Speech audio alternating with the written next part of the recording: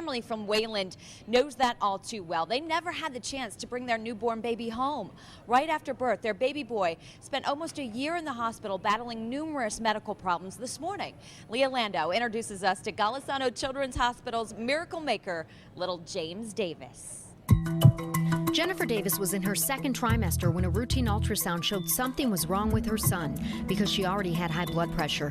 She was admitted to UR Medicine's Strong Memorial Hospital and put on bed rest. Her organs were shutting down and her baby's heart rate dropping. At just 26 weeks, she had an emergency C-section. James weighed only 1 pound, 8 ounces, his heart rate undetectable.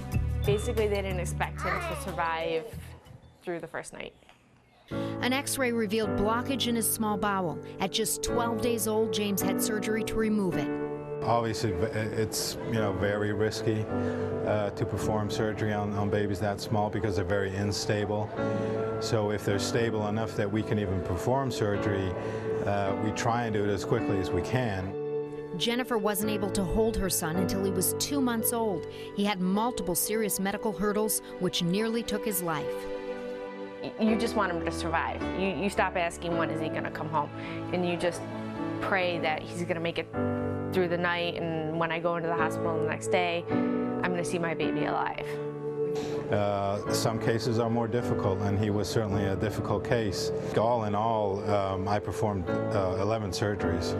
When he was about 6.5 months, he was finally ready to get rid of some tubes and wires, but still had trouble eating, so had a feeding tube in his abdomen. Initially, he got a lot of his feeds through the G-tube before he was slowly weaned to starting to accept oral feeds, which these patients just aren't used to because they've gone for 6 to 8 months without ever really having anything by mouth. At 7 months, he had his final surgery to realign part of his bowel.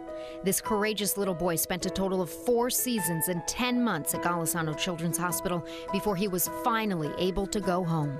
When Dr. Gitzelman told me he was okay with James going home, I was like, no way.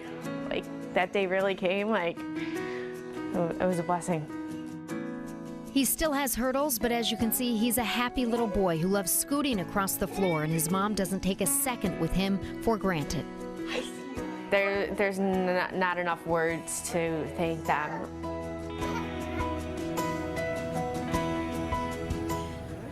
Little James Davis, how cute is he? And it's